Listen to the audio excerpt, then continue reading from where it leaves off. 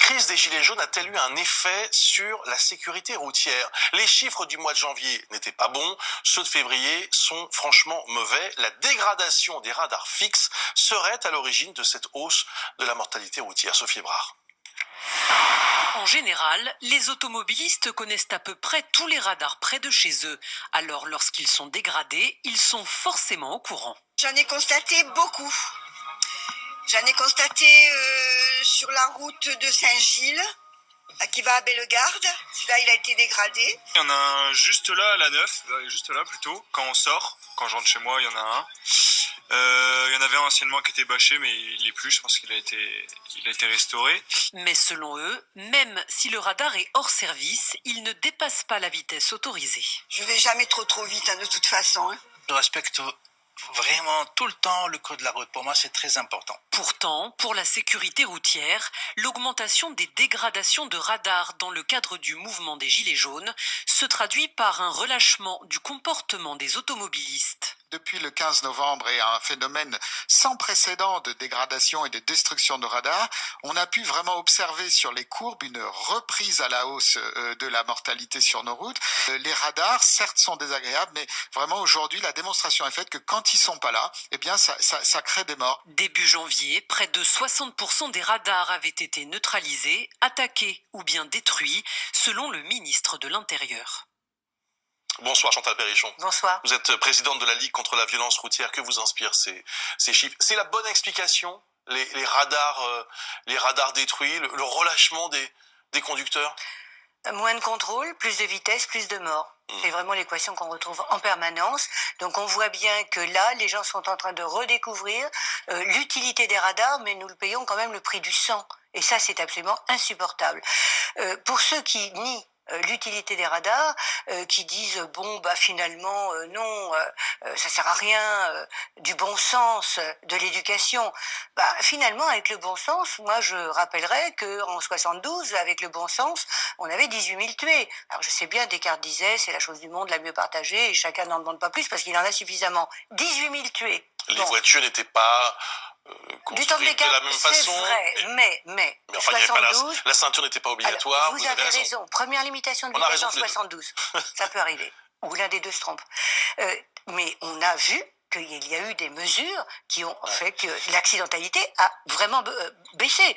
En ce qui concerne les véhicules, vous avez raison de rappeler qu'il y a eu des améliorations. Il y a eu une étude de fait sur 10 années consécutives par une personne de chez Renault qui a montré que l'amélioration du véhicule contribue à hauteur de 11% pour la baisse de l'accidentalité. Donc on ne peut pas nier du tout l'apport du véhicule.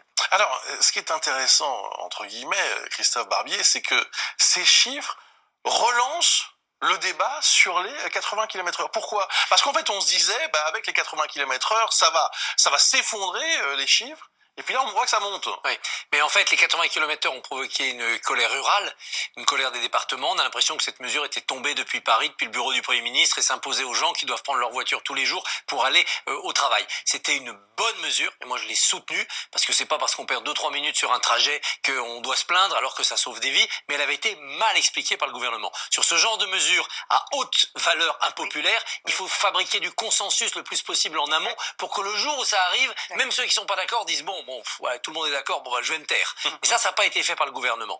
Donc à partir de là, c'est parti. La colère des Gilets jaunes est venue s'en mêler.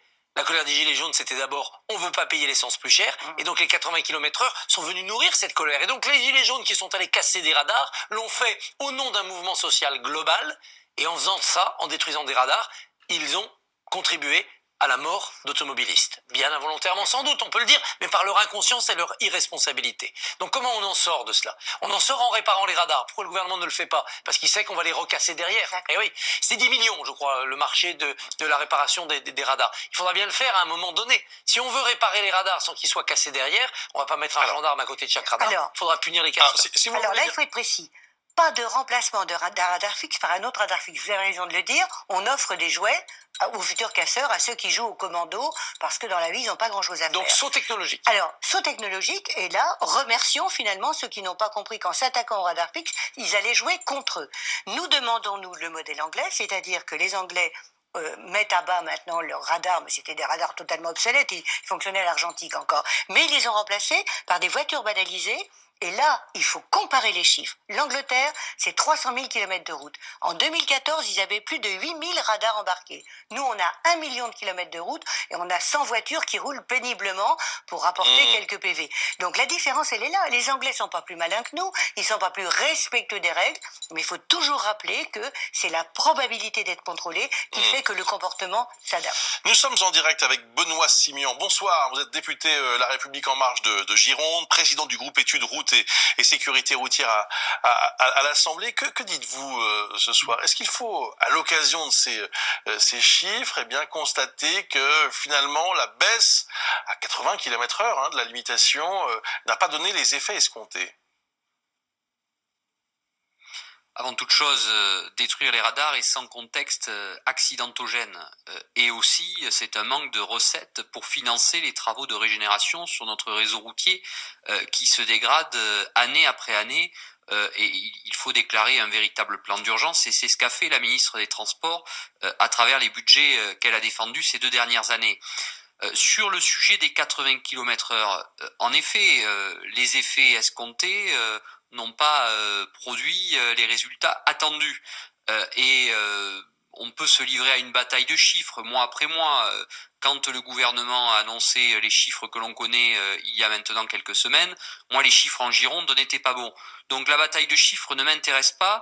Ce qui m'intéresse en revanche, c'est ce que disait Christophe Barbier, c'est la méthode. Et cette mesure est impopulaire parce qu'elle a été descendante, imposée depuis Paris sans concertation, alors qu'il aurait suffi d'associer les collectivités locales, les présidents de département qui ont la compétence des routes départementales, les maires qui ont la compétence des routes communales et les préfets qui ont la compétence des routes nationales pour faire du cas par cas en fonction de l'état du réseau, de tel et tel cas particulier. Et très clairement, ce n'est pas la méthode qui a été choisie. Alors, je pense qu'avec le grand débat, ça devra être une des issues, en tout cas pour répondre à la colère de nos concitoyens, parce qu'aujourd'hui, la priorité, c'est rétablir l'ordre public dans notre pays. Et c'est pour ça que nous en sommes rendus aujourd'hui à ce stade. Le Sénat a voté aujourd'hui un texte qui va dans le sens de ce que vous dites, qui dit en gros qu'il faut laisser aux conseils territoriaux, conseils départementaux et aux préfets la possibilité de rétablir ou pas les 90 km/h sur certains axes. Ça va revenir à l'Assemblée, ce texte. Vous voulez que ce texte soit aussi adopté à l'Assemblée ? Vous avez raison, le Sénat, la nuit dernière, a voté un amendement en ce sens. C'est un très bon amendement. Néanmoins, nous sommes là dans les pouvoirs réglementaires du Premier ministre et jusqu'à maintenant, en effet, tout cela a été sorti du champ législatif. En revanche, dans la loi d'orientation des mobilités qui arrivera sur la table de l'Assemblée nationale dans les prochaines semaines, précisément au mois de juin, personnellement, je suis favorable, en effet, pour que l'Assemblée adopte cette disposition-là.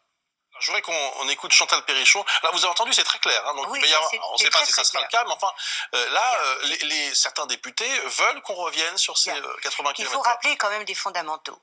En ce qui concerne les vitesses maximales, c'est du domaine régalien. Et il y a un certain nombre de points, tout ce qui concerne les dossiers de santé publique, qui relèvent effectivement du plus haut niveau de l'État, et c'est une bonne chose. Parlons de la vaccination, parlons également de, par exemple, le glyphosate, quand il sera interdit, est-ce qu'on demandera à chaque département de savoir s'ils continueront ou pas selon la qualité de leur terre? Non, il faut arrêter, il y a des compétences dans certains départements, mais en ce qui concerne les routes, ils veulent, par exemple, faire passer à 90 km/h ces belles routes pour lesquelles ils ont, disons, un certain orgueil parce que l'infrastructure est belle.